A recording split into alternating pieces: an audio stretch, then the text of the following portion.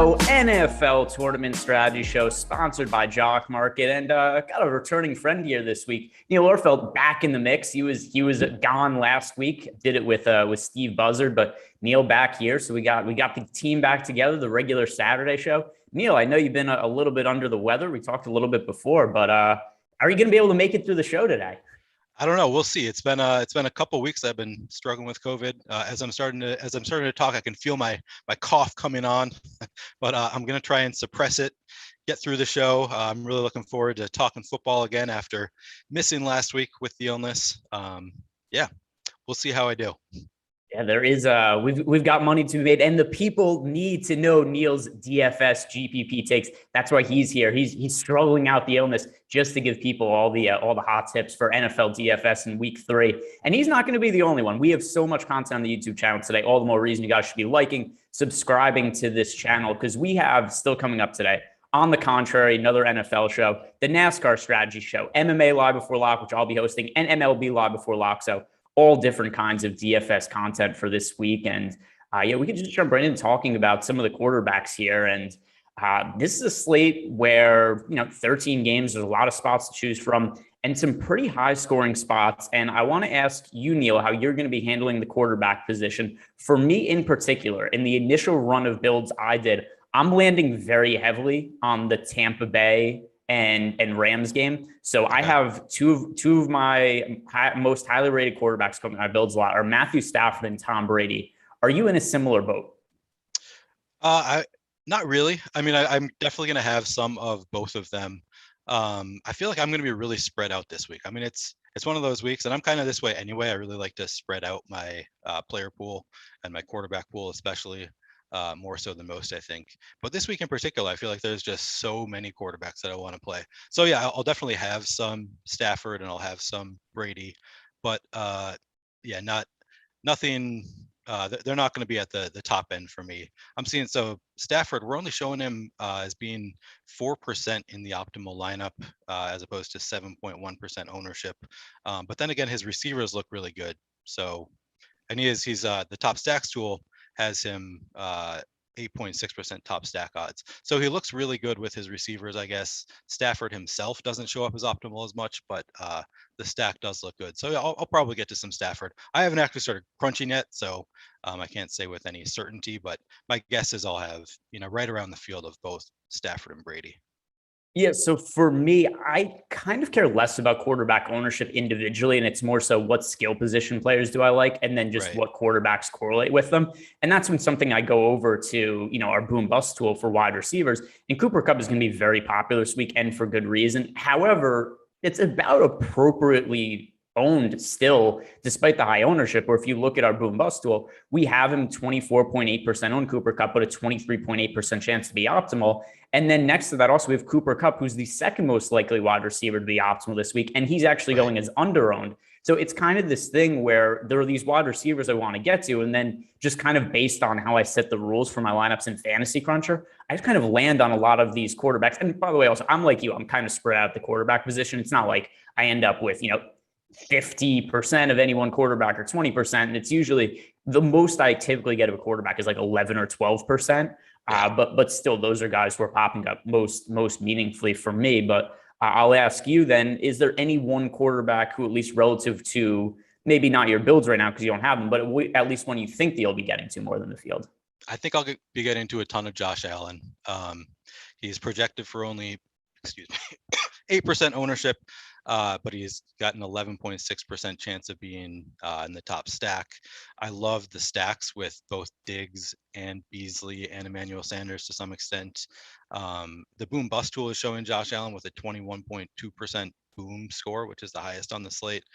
So I imagine I'll be getting to a ton of Josh Allen just because that ownership, doesn't really reflect how good of a play he is this week. And I really like the stacks, and he can do it, with his legs. So I see myself getting to a lot of Josh Allen. Obviously Patrick Mahomes is really in the top stacks tool, looks really good. And he's only projected for 7.5% ownership. He is in the in the boom bust tool only showing up as 6.8% optimal, which I imagine is just because he's so expensive. It looked like a lot of the cheaper quarterbacks were showing up as optimal more. And that's something that, I don't know how much I'm actually going to take into account the optimal percentages, because I think a lot of cheap guys are going to get there just due to their price. But that makes it harder if they don't have a great stacking option. It kind of makes it harder to land on them anyway, to figure out who else to put in the lineup. Whereas a guy like Mahomes and Josh Allen, kind of who you want to pair them with. So I'm probably not going to factor that in too much, but it is worth noting, I think, that Mahomes is only showing up in the optimal 6.8% of the time. Yeah, and by the way, so I had mentioned that two of my three most rostered quarterbacks as of right now were Matthew Stafford and Tom Brady. The other one is Josh Allen. So also somebody who, at least as of right now, I'm going to be overweight to, at least it appears to be the case. So I'm definitely on the same page with you. I like a lot of his receivers, and I'm not that concerned with the first couple weeks' performances. We've seen people on Twitter who are just crazy overreactions to the first couple weeks, especially. I don't know how many yearly fantasy football guys you follow, but the amount of victory laps that are taken 1-2 weeks into the season, mind blowing to me. People are like, I told you to draft this guy. I told you this guy was going to get hurt. This was going to happen. Yeah. And it's like, gee, is everybody undefeated in their yearly fantasy league? There's all these victory laps going on. But one thing I've noticed is a common trend is everybody's just kind of poo-pooing Josh Allen and saying that, hey, his first couple of weeks were not what we expected, was last year a fluke, where, last year ended up having a terrific fantasy season, ended up finishing second in the MVP voting. I'm personally not it's only 2 weeks. I'm not overly concerned about it. Also, the game scripts weren't always great, but how much are you reading into maybe the first couple weeks of performances when we're just looking at fantasy stats with Josh Allen? I mean, not a lot. In general, I'm not looking at 2 weeks and changing my whole thoughts on every player this early. Josh Allen in particular, I mean, they're still throwing the ball. I think that was part of the concern, is maybe they're going to throw the ball less, and they're throwing it maybe slightly less, but they're still throwing the ball plenty. I feel like 2-game sample is just not enough to really read into. And it'll be really interesting after this week, because now they've got Washington. There's a chance that they'd put up another dud. I mean, it's a really good defense. I'm going to take that chance. Obviously, like I said, I'm going to be playing a lot of Josh Allen, but it wouldn't be that shocking to see Washington hold them to, 21 points or something. So it'll be really interesting to see how people react after one more week, if it happens again. But like I said, I feel like right now the statistics are in our favor if we play Josh Allen this week. He's only 7,000 too. I mean, he's not one of the top most expensive players on the board, and I feel like he had a good enough year last year that we can still count on him to be one of the quarterbacks who should do well. Yeah, so that's for sure. I feel too, and there's still a lot of rushing upside in him, and that's something we haven't really seen quite as much this year. And if memory serves correct, I can't remember if it was week 1 or week 2 off the top of my head, but he had a play where he rushed for a touchdown, and then it got overturned. They ruled him down at the 1-yard line. And in reality, that play makes no difference in the grand scheme of things in terms of the Bills' chance of win-loss. But I kind of think it changes how people view Josh Allen as a fantasy quarterback just based on a decision. Was he over the goal line or was he down at the 1-inch line? And it's kind of crazy that people are going to look at something like that and have it, massively impact their outlook on a player. But I'm with you for sure there. Josh Allen, I think, makes for a good contrarian option. And we've talked about some of these higher priced quarterbacks now, but anybody on the lower end that you're really looking at? Yeah, so kind of interested in Teddy Bridgewater. He's got a 12.9% boom score, which that's really good. I mean, he's only projected for 4.4% ownership. I feel like I really like some of the stacks there with Teddy. I mean, you can obviously pair him with Cortland Sutton, but also I think Tim Patrick looks really good. Noah Fant is a good pairing option. So I feel like I'll have some Teddy for sure. They have a 26 implied team total, which obviously not the highest on the board, but it's fairly high. So yeah, I'm going to give Teddy some shots. I might play some Taylor Heineke. I mean, if I'm playing a lot of Josh Allen, kind of hoping for a shootout there, I could see it happening. Washington only has a 19 implied team total, so that's not great, but might give it a few shots. I'll probably play some Matt Ryan and Daniel Jones, even though the tools don't really love them. I feel like that's the kind of game that it doesn't have a really high. It only has a 47.5 game total, which is, I mean, it's fairly high, but it's not like extremely high, but I feel like those are two teams that neither one of them has a great defense. I could just see that game going off. So I'm probably going to play some of both Daniel Jones and Matt Ryan. Yeah, I'd say those are the guys that I'm going to be playing most of. Jacoby Brissett looks really good on the in the boom bust tool. He shows up a lot as he has a 4% chance of being optimal, but I think that's just because of his cheap price tag. I don't think it's because he actually is going to be that great. I think it's just he's the cheapest starting quarterback on the board, so he'll allow you to get a lot more good players into your lineup than other quarterbacks will. Yeah, I'd say those are the ones I'm focusing on. So I want to ask you about Lamar Jackson too, because he's somebody who I kind of struggle with from this standpoint. I don't know who to stack him with, and I generally like to stack my quarterbacks. I guess if I had to play one quarterback naked on the slate, it would be Lamar Jackson. I don't have a massive issue with that. He's currently listed as questionable to play. He was dealing with an illness. However, he practiced in full yesterday. At least as of now, I'm not viewing this as massively problematic. But you go into our boom bust tool. We currently have Lamar Jackson projected for 7% projected ownership, right in the middle of the quarterback pack, more or less. But he's projected with an 11.1% chance of being the optimal scoring quarterback over on DK, which makes him the number one most positively leveraged quarterback on the slate. And then also the quarterback most likely to land the optimal lineup in some same kind of story over on FanDuel. 14.4% projected ownership, 16.3% chance of being the optimal lineup. But how are you handling the idea of we just don't know who, if anybody, we want to stack Lamar Jackson with? Yeah, it's a tough one. And I feel like that's why he doesn't look particularly good in the top stack tool, is because none of his stacking partners really project all that well. And that's something that I struggle with a little bit. I think I'm just going to spread out who I stack him with. I'll probably allow for Lamar naked stacks. I really like the idea of pairing Lamar Jackson with Mark Andrews, because I feel like he's kind of in a blind spot as far as tight ends. Like he's kind of mid-tier pricing. We'll talk about him later. But I kind of like the idea of stacking Lamar with Mark Andrews. I think I'm going to play a lot of Lamar Jackson just because, like you said, he's got a great boom percentage, and you don't really need to pair him with anybody. I probably won't require that he be with one of his pass catchers, but I'll probably give them a boost when he's in the lineup. It's probably how I'm going to play Lamar, but I'm definitely going to get to some because that boom score, it's really enticing. The other one that I wanted, so I didn't mention him before, but I wanted to bring up Derek Carr. Looks really good in the boom score. He's only projected to be 2.4% owned, but he's got a 3.3% chance of being in the top stack odds. And I did this, the quarterback research yesterday. So I think my numbers are a little bit off from where the numbers are today. But was looking good in the top stack tool. And then the boom bust tool gave Derek Carr a 14.9% chance of booming and a 5.7% chance of being optimal. And also a couple of his wide receivers looked really good. So I feel like I'm going to be playing some Derek Carr on the lower end at only 5,900 as well.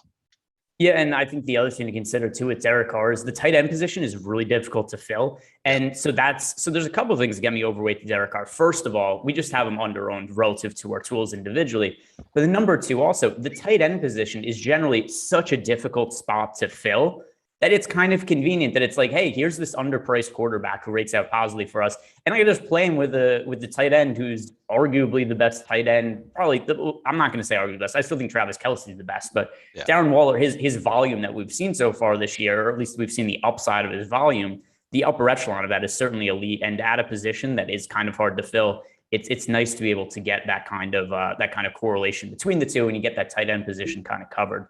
Right. We do have a super chat here from Soldope1234. He is asking for season-long PPR, Pitts or Shepard. So I'm just going to go to our projections right now, and I'm going to see which one do we have projected higher. I think that is the most prudent way to go about answering this kind of question. And first of all, I'm going to say, and also if it's just, season-long question, you're not worried too much about any kind of correlation or anything. It could just be which player is projected better.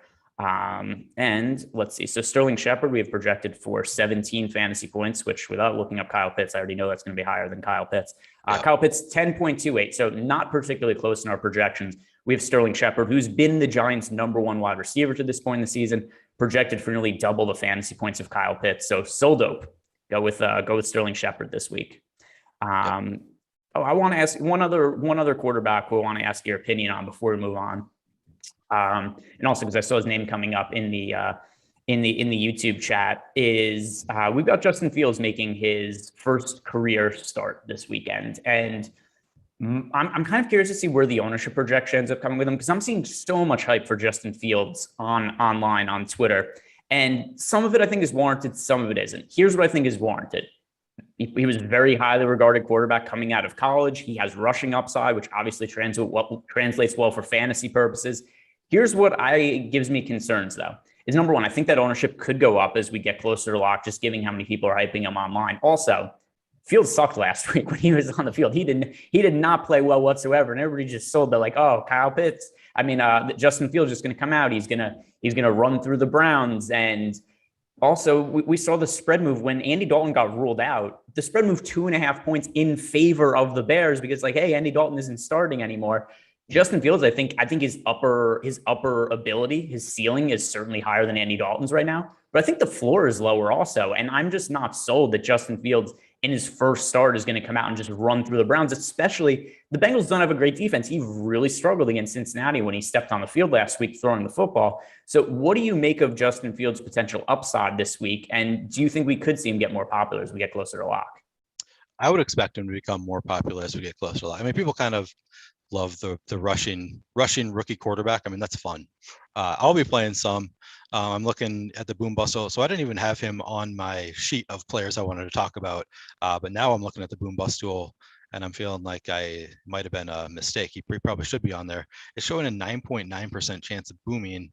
So I feel like that's enough that I'll want to place some Justin Fields. It does only show him at 4.4% chance of being optimal, which is equal to his ownership projection right now.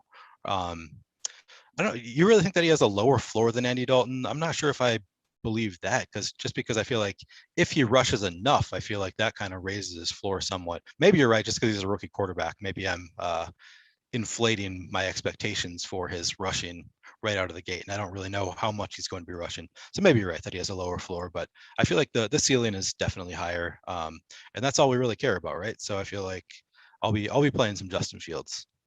So I mean, his floor is lower in terms of, here's what I mean in terms of floor is lower. I'm going to like the Browns defense this week. And there's not often that I'm actually opinionated on a defense, but if we're going to get to a point where, and once again, we'll see what ownership projections end up looking like tomorrow, but if we're going to get to a point where Justin Fields is somewhat popular and people aren't playing the Browns defense because it's like, hey, Justin Fields is going to be out on the field playing quarterback. Justin Fields so far this year has attempted 15 passes. He's completed 8 of them for 70 yards, which is an average of 4.7 yards per pass attempt. He's not thrown for a touchdown. He's thrown an interception. He's been sacked twice and he's fumbled once. That's a pretty poor performance. And he played last week when he got the majority of his snaps. It was against the Bengals team that does not have a good defense. So that's why I think that with him being a rookie quarterback, an unknown without any kind of real knowledge here, there's certainly fantasy upside because, like you said, there's rushing ability there. He could end up running a lot, but for me, that's the real thing I'm looking at here. And I'm generally not that opinionated on defenses, but I think this is a potential leverage spot, and that's kind of what I was getting at. Yep. No, I like that. That's I'll probably be playing some Browns defense as well, but that's one of those spots that I'll be playing both of them. Obviously not in the same lineup, but we don't really know what's going to happen, so we'll just have to play all sides and hope for the best. We've got a super chat here from Nick Engel, who I think thoughts on Carr with no ownership against Miami. We touched on him a little bit before, and also something that I totally agree with. You said a Carr Waller stack looks good to you. Totally agree. I think that Carr is underpriced. He's been seeing a ton of volume at quarterback this year, letting him throw a lot. And then also, there's only so many fantasy tight ends to really like on any one given slate. And when you look at the tight end position, like, I don't buy into Rob Gronkowski's touchdown. Like, I don't think Rob Gronkowski can continue to catch 2 touchdown passes every game this year. So in general, here are the tight ends that I'm mostly looking to roster on any given slate. It's, the guys I want to build around are typically going to be Darren Waller, Travis Kelce, and George Kittle. And the 49ers aren't on the slate for this Sunday. So it's going to be Waller and Kelce as the 2 options stand out well above everybody else. So it just makes sense to me then that already our tools have Derek Carr as being underpriced, undervalued by the field in terms of his projected ownership. And we have Darren Waller projected slightly higher than Travis Kelce in terms of fantasy points. So overall, I really like Waller as a tight end option. And I really like the correlation we're getting there with Carr, and also Waller being a little bit cheaper than Travis Kelce. That's also favorable. And I would just add that both Hunter Renfrow and Bryan Edwards look really good in the boom bust tool as well. So they're both getting under 2% ownership, but both have Renfrow has a 6% boom probability. Edwards has a 4.9% boom probability. So yeah, Waller is probably going to be the main guy that you're going to be pairing with Derek Carr, but he has a few wide receivers who look pretty good too.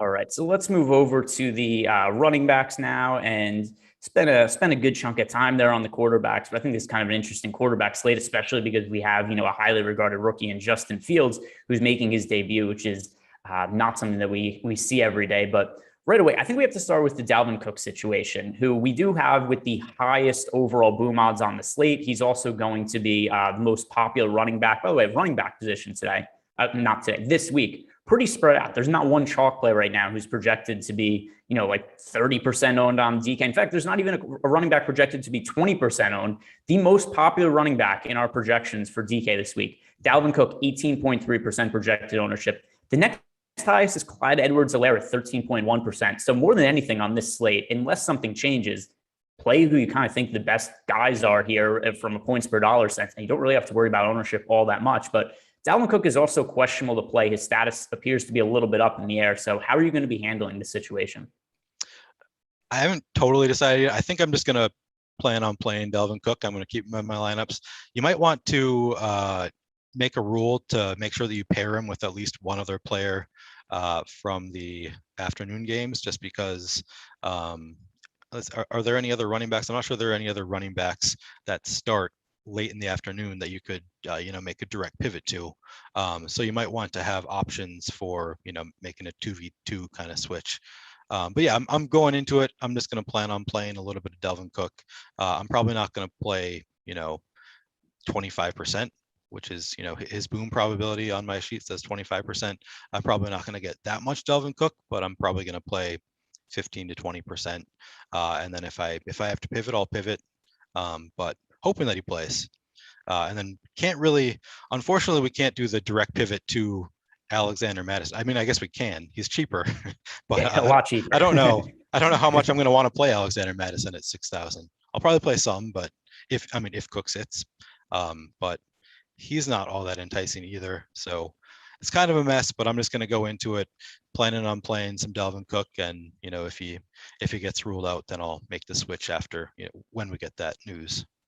Yeah, so Dalvin Cook, the latest on him, he is questionable to play week 3 against the Seahawks. He did not practice on Friday. Mike Zimmer commented earlier in the week and indicated that if Cook is able to go, he'd play a full workload, but that's still, a pretty big if he's out, then obviously that's not going to be the case. But this could also set up a really interesting contrarian standpoint just to keep an eye on, because if we do not get that news ahead of time, if we don't get that Schefter tweet at midnight today that Dalvin Cook is in or out, if we find out that, say, Dalvin Cook is going to warm up and see how he goes before the game, then I think we have a potential spot where Dalvin Cook could end up being like 5-6% owned, maybe even less than that heading into lock, just because that's a situation. It's a late game, 4:00. Generally, the public does not want to take chances on that. So for me personally, my ideal scenario is actually that we find out that Dalvin Cook is going to be questionable, and we're not going to find out until later in the day, because that's going to set up the opportunity to either one, play Dalvin Cook at reduced ownership, or then number 2, make a pivot to somebody like Alexander Madison, who, while I agree with you, is probably a little more expensive than I'd want to roster if Dalvin Cook is ruled out, is still in a situation where he's not going to be owned, right? If this is a spot where people are not expecting Dalvin Cook to be out, then we could see just an unowned backup who would normally be a little bit more popular. But let's talk through some of the other more popular options on the slate, one being Clyde Edwards-Helaire, who Kansas City Chiefs running back. So clearly he's in a fantastic situation overall, but it's just not yet led to fantasy production. He's still on the field. He's still getting snaps. But what do you make of this guy going forward when he's only 4,800 and appears to be an excellent value play, but he's just not producing?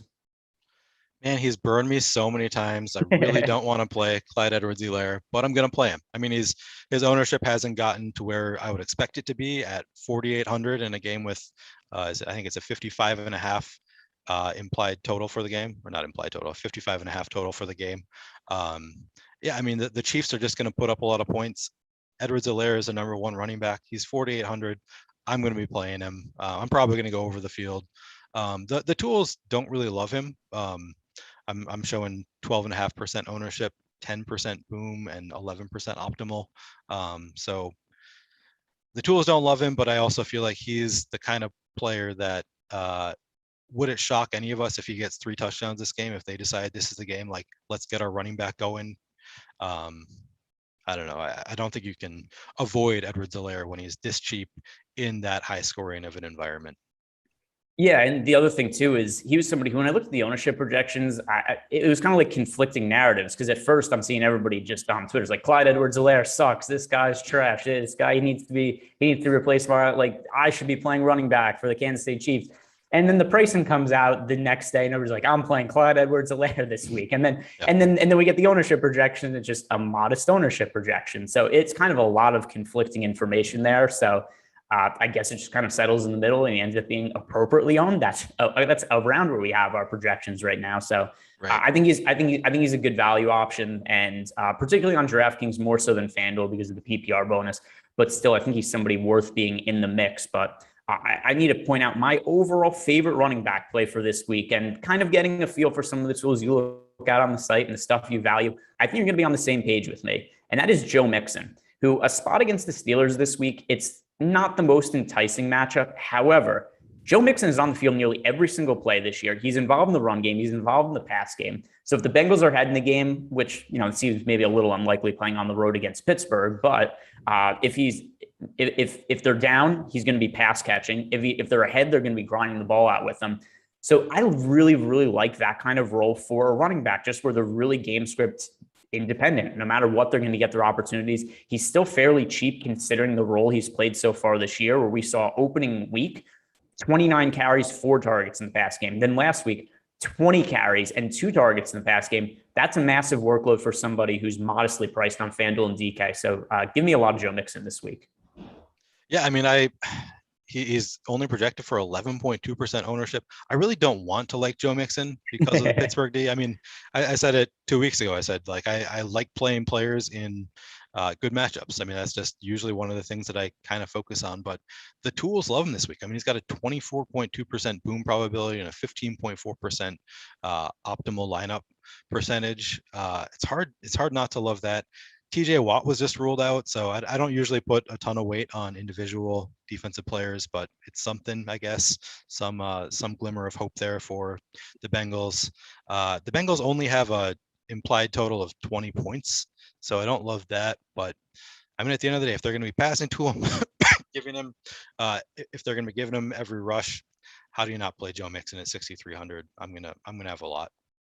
Yeah, that's certainly where I'm at with Joe Mixon as well. As of right now, he is the running back who in my most recent builds, I'm getting to the most on DraftKings, and FanDuel also rating out pretty well for me. But what other running backs here are really standing out to you as guys who really are looking to get to? Antonio Gibson looks really good to me. I mean, he's only projected for 4.4% ownership, but his boom score and his optimal score, he's above 8%. He hasn't had the big week yet this year, but like week 1, he had 20 rushes and 3 receptions. So I feel like he's got the opportunity. He kind of put up a dud on Thursday night, so people might, hold that against him a little bit. But he's only 5,900, and I feel like he has so much opportunity. For 5,900, I feel like he got to kind of take a shot there. Yeah, I agree with that. I'm a little concerned with how much more they got Jerick McKinnon involved last week. JD McKissic. What did I say? You said Jerick McKinnon, JD McKissic. Same name, same player. By the way, same player, exactly. Yeah. But yeah, I meant McKissic. But I mean, just looking at Antonio Gibson, there's a couple of things here. I'm a little concerned about his reduced role, particularly in the passing game, where he only got 2 targets last week, and apparently he's dealing a little bit with the shoulder injury. So I'm not getting to a lot of him right now. I think that it's sensible relative to the ownership, but it's what I'm going to have to sit on a little bit. That and the Buffalo Bills, a team that I do think are going to be playing better going forward than what we've seen from them so far this year, even if they're still, it's not like they're 0-2 and have totally sucked, except they've underwhelmed a little bit relative to expectations. And the Washington offense, I just don't know how good they're going to be with Taylor Heineke at quarterback, where I think that in theory he should be a step back from Ryan Fitzpatrick, but I guess he's played serviceably well to this point in the season. I want to get your take on one other running back, and that is Saquon Barkley. Because while Barkley didn't really hasn't produced at all the first couple weeks of the season, he's still somebody who I think should be thought of as a premier fantasy running back in the league. He's also coming off a long layoff. He had a devastating knee injury last year. He's a favorable matchup against the Falcons, and I was surprised how much he was on the field last week against the Washington football team. It was a short week. Originally, I didn't think he was going to play at all because it was they played Sunday, then it was a Thursday night game. He was listed as questionable on the injury report. They didn't have him practice, but still, he was on the field a ton. He played right around 80% of the snaps. And now he's getting the extra rest, considering there was a Thursday night game to Sunday. Favorable matchup against the Falcons. I think this could be the breakout spot for Saquon Barkley. The Giants really upped his workload last week, and I think this could be the coming out week. This is the last time, in my opinion, that we're ever going to see Saquon Barkley at $6,500 on DraftKings. Yep. Yeah. I mean, I have the exact same thought. I'm going to be playing a lot of Saquon Barkley. I just feel like there aren't that many running backs with as much upside as he has. And at 6,500, I mean, has he ever been this low before? I mean, I feel like he was 8,000 last year. So I feel like you don't really get Saquon this cheap that often, and the ownership doesn't really reflect it like you might expect it to, probably because people are a little bit concerned with the injury. But like you said, he's had extra rest since his last game.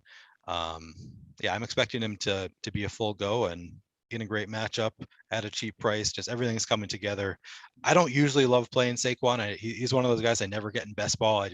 I'm always a little bit down on him because I have general injury concerns, but I'm going to put those concerns aside for 1 week when he's, under 13% projected ownership in this matchup. I'm going to be playing some Saquon for sure. Go ahead. Sorry. I was just going to say, before we move on from running backs, I want to make sure I mentioned Alvin Kamara, just because I feel like his price is also down. He's down to 8,200. We've got no CMC on this slate. We might not have Dalvin Cook, and Kamara is still only projected for 7.3% ownership. So I just wanted to make sure I put that out there. I'm going to be playing a lot of Alvin Kamara as well. Yeah, and by the way, so a couple of things. So we've got every once in a while, we'll address some stuff in the YouTube chat here, but MNMK00 says, LOL, Barkley, you funny. All right, well, just think of it this way, because I really like historical pricing as kind of a benchmark in terms of what I expect from players. Saquon Barkley, 6,500. I thought Neil asked a relevant question there, which was, when has he ever been 6,500? I brought up the historical pricing. The answer is never. This is the cheapest Saquon Barkley has ever been. The first game of his entire career, a game against Jacksonville, DK had him priced at 6,700 for that game. He ended up rushing for over 100 yards. He had a big fantasy game. He's never been that cheap since. And look at the first couple of weeks of the season. He was priced at 7,800 and 7,000. Now, last week was a Thursday night slate, except still there's the Thursday to Monday slates where you get the price, and he was at 7,000. Last year, we didn't really see much of him because he got hurt. But when he was on the field, 8,500 week 1, 8,400 week 2. And then, like we said, with his rookie season, he was basically always priced in the 8 to 9K range. The question now becomes with Saquon Barkley as a value play, his 6,500 price tag at the end of the year, will he be more or less expensive than he is now? If the answer is more, he's a good value play relative to what his current value is, especially when you consider he's playing against the Falcons, and the Falcons do not have a good defense. If you think that Saquon Barkley is going to be less expensive than 6,500 at the end of the season, then yes, he's a poor points per dollar value play, except he's not projected to be popular right now. And that price point to me is just not correct, especially it doesn't appear that he's going to have any real workload restrictions after we saw his overall workload go up. So move over to the wide receivers now. But first, I want to point out that today's show is sponsored by No House Advantage. If you guys are not familiar with No House Advantage, different way to play daily fantasy sports. It's prop-based contests. There's still GPPs, tournament structures, but you're not building a lineup with any kind of correlation or salary caps. You're picking out props and you're building a DFS card around props. There's a confidence interval of 1 to 7. The prop you're most confident, you give that 7 points. If that hits, you get 7 points to your lineup. And if you guys are new to No House Advantage, head on over to the site, sign up using the promo code Awesemo, and that will get you a $25 bonus on your first deposit. So, all right, let's move over to the wide receivers. And by the way, one other thing also, Because people are asking about it in the YouTube chat. Saquon Barkley's, I mean, obviously he's not unowned, but he's not projected for a massive amount of ownership right now. We haven't projected for 13% right now in our ownership projections, which I don't find to be problematic at all. But all right, Neil, let's move over to the wide receivers, and let's start with Cooper Kupp, who's been massively popular in the first couple of weeks of the year, and last week went off in one of the biggest receiving games that we've seen so far this season. He's going to be popular this week. However, it kind of seems warranted in our boom bust tool, where we're seeing him as the most popular wide receiver, the wide receiver with the highest chance of landing in the optimal lineup, and overall numbers that kind of make it seem like the ownership is warranted. So I'll ask you, are you willing to roster Cooper Kupp over 20% with the field this week? Probably not over 20%.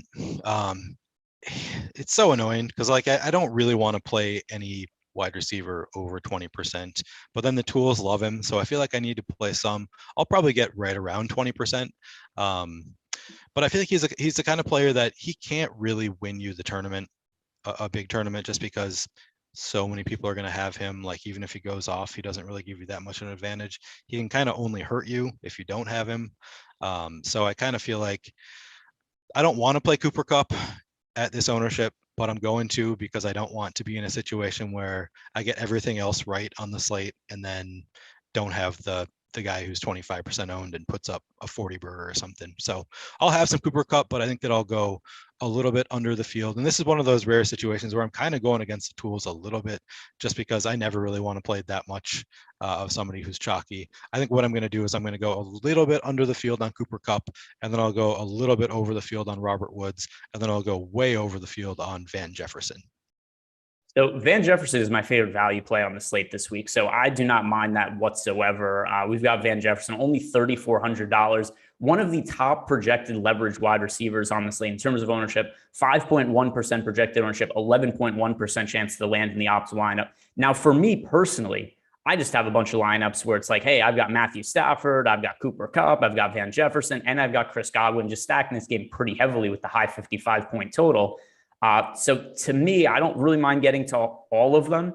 But it's kind of interesting to me that you did bring up Robert Woods, because I know that you do like the boom bust tool quite a bit. And he rates out as being over-owned, where we have him projected for 13% ownership with an 8.4% chance to be in the optimal lineup. So is it just a thing where you view it as, all right, maybe he's over-owned, except we still have Cooper Kupp picking up double the ownership, so you view the leverage there, or is it some other reason that you get to Robert Woods? I mean, so we came into the year kind of split on who is going to be the top receiver for the Rams, Cooper Kupp and Robert Woods. And all indications so far are that it's Cooper Kupp. But would it be that shocking if that's not the case? If it's just noise, it's 2 weeks of noise. And it could be, even if that is the case, this could still be the week that Robert Woods just gets a little bit more action. I don't know. I just feel like there are so many ways for Robert Woods to be the guy this week. Maybe Matthew Stafford finally discovers that he has Robert Woods on his team and starts using him. Maybe he's, the squeaky wheel. We're not hearing about it, but maybe, within the team, he's showing a little bit that he's not happy with how things are going.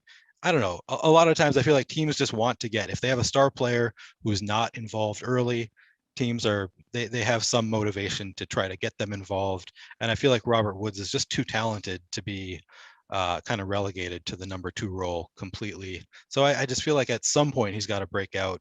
And even though the tools, nothing has given us a reason to believe that, other than I feel like that's often how it goes. So maybe that's just me putting a little bit too much narrative into it. But I feel like, we came into the year kind of viewing Kupp and Woods as equals, and obviously Cooper Kupp has been way better so far.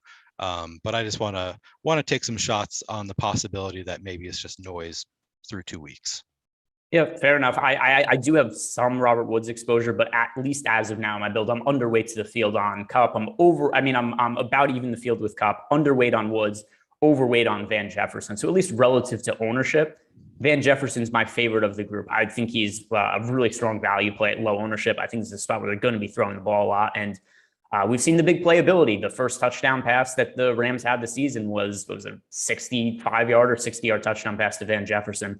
So he has that kind of big play upside. Now, another wide receiver with big play upside who just has not been able to catch the ball this year is A.J. Brown. And also you talked about the dynamic between Woods and Kupp and not knowing who the number one wide receiver would be. We have something kind of similar going on in Tennessee where we don't know exactly who's the number one guy between A.J. Brown or Julio Jones going forward.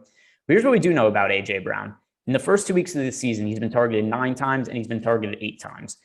And he's just dropped a lot of passes. There's been balls downfield where if they were just catches he makes that he would normally make, he would have some pretty gaudy looking fantasy totals, but he just hasn't been able to squeeze the football to this point. I don't think it's going to be a massive issue going forward. I'm mostly encouraged by the 17 targets through 2 games. He rates out as being under-owned in our boom bust tool. So A.J. Brown is another GPP wide receiver that I like quite a bit. And I think that in the same price range as Cooper Kupp, I think that's a good pivot. Yep, I'm gonna have a lot of A.J. Brown. Yeah, it's interesting. A.J. Brown and Julio Jones are the same price right now. Didn't think we'd see that coming into the year. But yeah, I'll be playing both Brown and Jones. I'll be playing more Brown. Like you said, he looks great in the boom bust tool. Only projected for 7.6% ownership. I love the players where the ownership is less than both the boom probability and the optimal probability. You don't get that on too many guys. So yeah, I'll be playing a lot of AJ Brown and mixing some Julio Jones in there as well. Yeah, and do you have a lean between AJ Brown and Julio Jones going forward, or is it still a thing where you're liking both of them? Is there one you're getting to more exposure than the other this week? I'm expecting to get to a lot more AJ Brown, maybe twice as much AJ Brown as Julio Jones, just because that's what the boom bust tool tells me.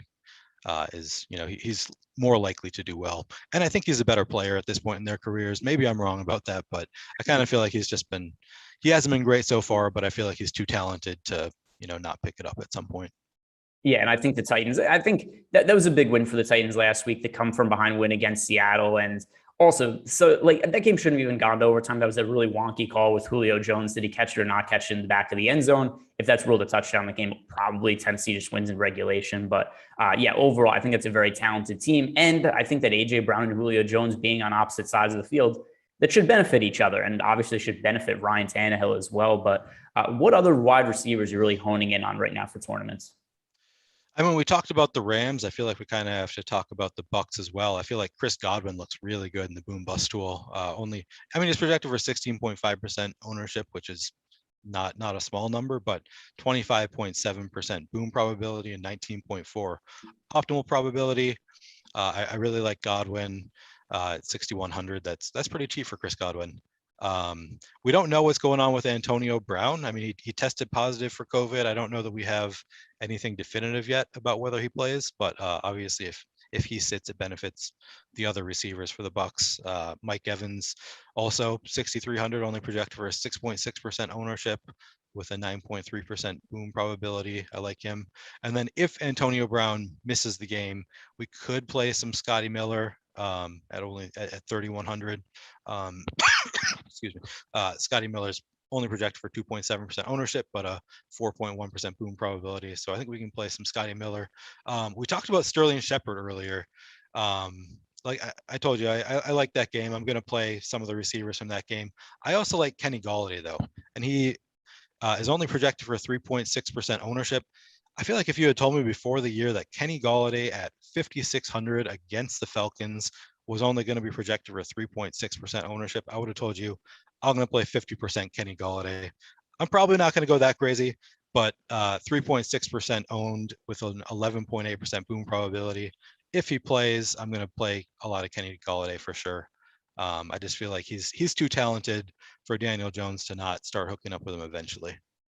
Yeah, I hate the Giants wide receiver situation overall, where it's like, hey, we're going to use all our draft capital and salary cap money on the offseason, a position that's not of need, and we can't even get the ball to them because their offensive line sucks. So basically, the Giants use their first round pick on Tony, totally involved in the offense at this point. He has 2 receptions for -2 yards. Both Neil and I have both been more prolific NFL wide receivers this year than Tony. We've got 2 more career wide receiving yards than him. And then Kenny Golladay, who, well, I agree, he's a very talented wide receiver. I don't know that he was necessary on this team. And they haven't even had Evan Ingram back. And, eventually when Ingram comes back, that's somebody else also to take target share. So Giants a little bit too loaded at the wide receiver position when I think they had other areas of need. But a super chat here from Ryan Langley, who I almost missed. Thank you, Ryan, for pointing us out in the chat. I said, first, thanks for the great info. Appreciate you for watching. How would you attack a small tournament on DK with friends? Just 20 people total cash lineup. Yeah, if it's just a lineup with friends, just play whatever lineup. And also, if say you're a subscriber site, you can just play the optimal projected lineup in our projections, and that would be serviceable for a 20 people contest. You don't have to worry massively about upside. You don't have to worry about any kind of leverage or ownership. It's just 20 people. Just play the best lineup overall in terms of projections, and that's fine for that kind of field. Would you agree with that, Neil? 100%. I mean, I guess it depends a little bit. Are those 19 other players, Awesemo subscribers? Are they watching the shows? But I'm assuming they're not. And so if that's the case, yeah, I would just play the optimal probably. Don't even need to correlate really in a 20-person field. Although with that said, I think there's a pretty good chance that if you run the optimal lineup, it's going to have wide receivers from the Rams Bucks game with one of the quarterbacks there. True. So yeah. It can end up being by happenstance a game stack, which will happen a lot of times in those kind of situations. But any other wide receivers you want to mention before we head over to the tight ends?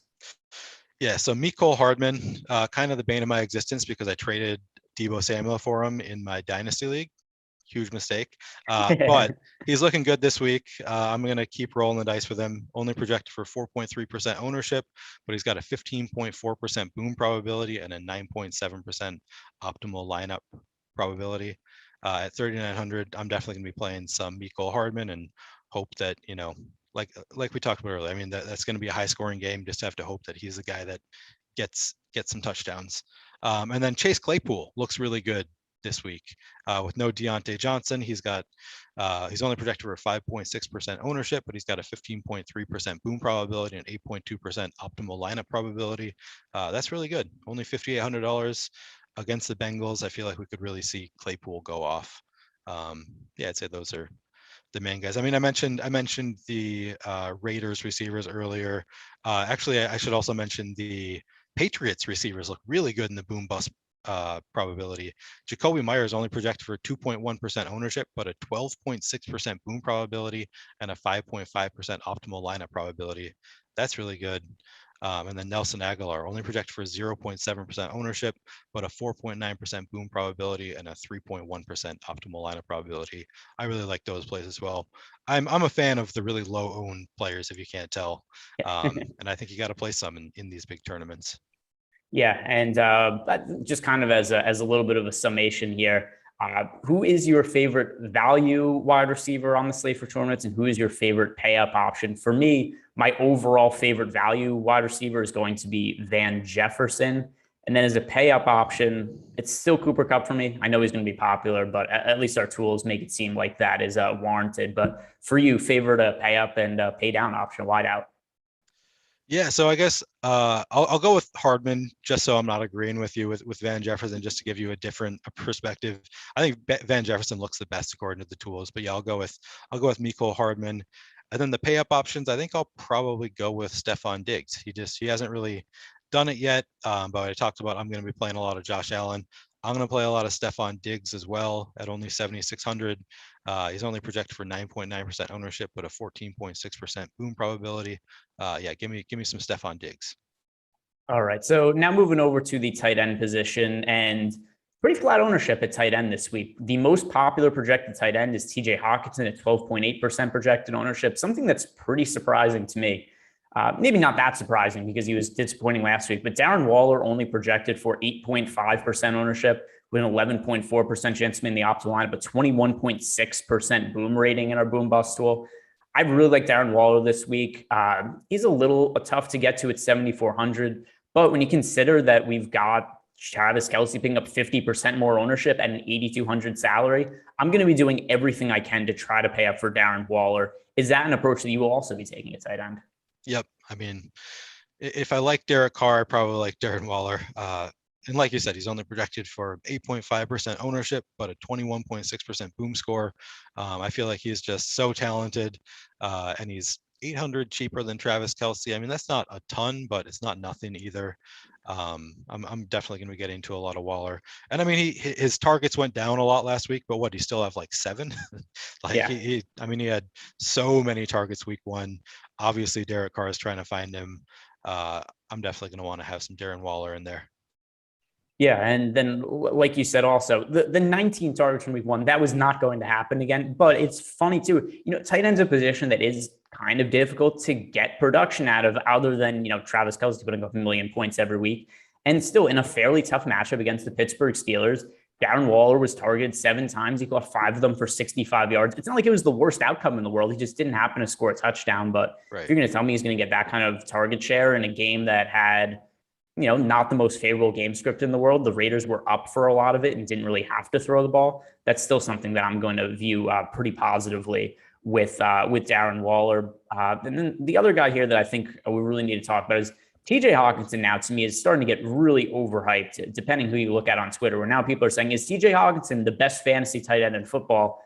No, he's not. And he's going to have a very good fantasy season, it appears. Maybe the Lions offense is a little better than the majority of us gave it credit for, but the numbers for TJ Hawkinson in our tools are not all that promising looking. He is the most negatively leveraged tight end. He's the tight end that's going most over-owned at the position. We only have one with a 6.7% boom score, so $5,200 price tag for TJ Hawkinson. To me, relative to what the ownership is, it's one of the least appealing tight end options for me. Yep, he was not on my sheet of tight ends that I like. And then I'm looking through the boom bust tool now that you brought him up, trying to find where's TJ Hawkinson. Yeah, I didn't see him because he's, like you said, the most negative leverage score of all tight ends. And he's 5,200. I typically like those kind of mid-range tight ends that people kind of look over because they're, they either pay up or pay down. But TJ Hawkinson is getting 12.8% ownership.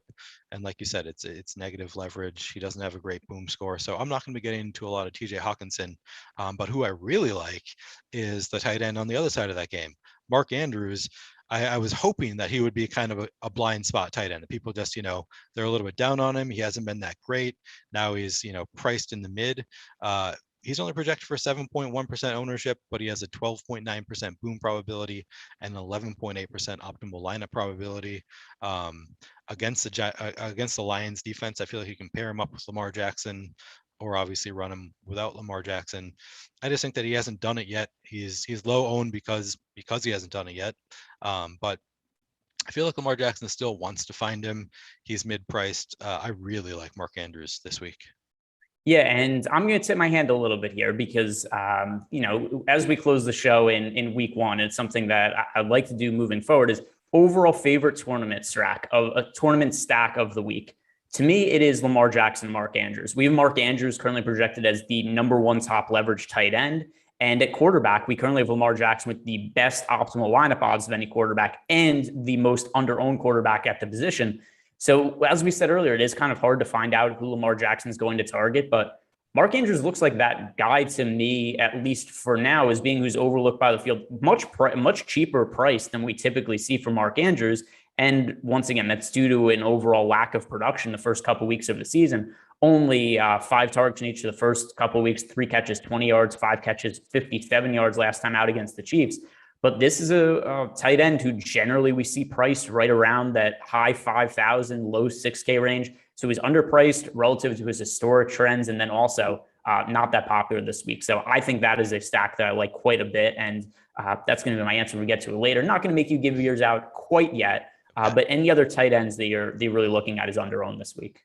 Gerald Everett, I feel like is going to get overlooked just because people want to play DK Metcalf, people want to play Tyler Lockett, and they're going to play a lot of them against the Vikings defense. But I feel like Gerald Everett, he's just at some point he's going to boom, right? He's got to, and he's only projected for 1.3% ownership, despite only being 3,000. He has an 8.1% boom probability and a 3.4% optimal lineup probability. I really like those numbers, and it just would not surprise me if he goes off against the Vikings. The defense is just so bad right now. Give me a lot of Gerald Everett. Tyler Higbee also looks really good. We talked about him a lot after week 1 when he was on the field for every play, and then he was didn't really do much last week. So now he's 4,000. Obviously, he's in that high-scoring game that we've talked about a lot, the Rams-Bucks game. He's only projected for 10.1% ownership at $4,000, and he's got a 22.1% boom probability. And then the other guys that I noticed look really good on the boom bust tool are the Broncos tight ends. Noah Fant with only a 4.7% projected ownership at 4,800. I told you I like Teddy Bridgewater a little bit. I'll probably be pairing him with Noah Fant some. Fant has a 9.2% boom probability. And then I'm not going to be able to say this last name. Albert O. I'll try it. Albert Aquabonum. Probably not even close. I also just call him Alberto. Alberto, yeah, let's just go with Alberto. He's 3,000. He's only projected for 1.4% ownership, but a 5.8% boom probability and a 2.8% optimal lineup probability. He had 3 receptions and 4 receptions through the first 2 weeks of the year. So I'll take some shots there as well. Yep, and I don't have issue with any of those guys that you mentioned, but let's once again just do kind of a summary of the tight end position. For me, my favorite pay up option at tight end, Darren Waller. Favorite pay down option, Mark Andrews. Who are your plays at the high and the low end for tournaments? Same guys. I mean, I'll say Darren Waller, Mark Andrews, and then go even lower, and then I'll say Gerald Everett is the third tight end I want to throw in the mix. They'll probably be my 3 highest owned tight ends. Maybe Kelsey as well, just because you always really want to play Kelsey. But yeah, I'd say for the most part, those 3 are going to be my highest owned. All right, so we'll talk defenses. We don't really have to go that much into depth. We're just about done here, but the only defense take I really have for this week is the Cleveland Browns are projected for, let's see, 4% projected ownership, which whatever for defense. But I think that as we get closer to lock, I think there's a chance that Justin Fields' ownership goes up, the Browns go down. This is still a spot. Cleveland has a very talented defense. They have a ton of ability on the defensive line. And this is the first career start we're seeing from Justin Fields. We saw him come in, and obviously it wasn't a game. He didn't have a week to prepare last week, but it was against a bad defense in the Bengals, and he struggled. I think the overall idea that Justin Fields is going to step on the field and find success immediately is a little bit overblown. Basically, all the rookie quarterbacks we've seen this year, even Trevor Lawrence, who's considered a generational quarterback prospect, he hasn't played all that well to this point in the season. He's turned the ball over a bunch. And we've seen already from Justin Fields so far in his limited time on the field, he's thrown an interception, he's fumbled, he's been sacked twice. I think there is a lot of upside for the Browns defense. That is one that I'm looking at for tournament purposes. Neil, do you have any tournament defense takes this week? If you don't, it's totally okay. I like the Ravens. I always want to pick on Jared Goff. I feel like the Ravens are a good defense. They're a good enough defense to pick on Jared Goff a little bit. He can always make a mistake or two. They're only projected for 1.8% ownership, but have a 3.3% boom probability and a 3.5% optimal probability. They are 3,600, so you have to pay up a little bit, but I like the Ravens, and I kind of like the Steelers just because I always like picking on the Bengals O-line too. I mean, I feel like the Bengals are a good enough offense, but they're liable to give up some sacks. So yeah, I'll probably play some Steelers defense as well. Only projected for 1.6% ownership, but a 5.2% boom probability and a 4.1% optimal lineup probability. So I'll be playing some Steelers as well. All right, I can get behind all of that. Now, here's how we're going to close out the show. If you were playing a single entry lineup, Neil, and you can only make one stack, who would you go with? I just said that my combination I'd be going with in single entry for me personally be Lamar Jackson at quarterback and then be running Mark Andrews at tight end. That is right now the stack that I think is most under-owned with the most upside. What is your answer? What is your overall top stack for this week? I'm going to go with Josh Allen and Stephon Diggs, and I might do a double stack with Cole Beasley in a single entry because both Diggs and Beasley look really good. I can't remember. That was my answer 1 week this year. I can't remember if it was week 2 or week 1 when I was with you in week 1. But hey, I could get behind it also. I think those are 3 players that also appear to be a little bit under-owned in our tools.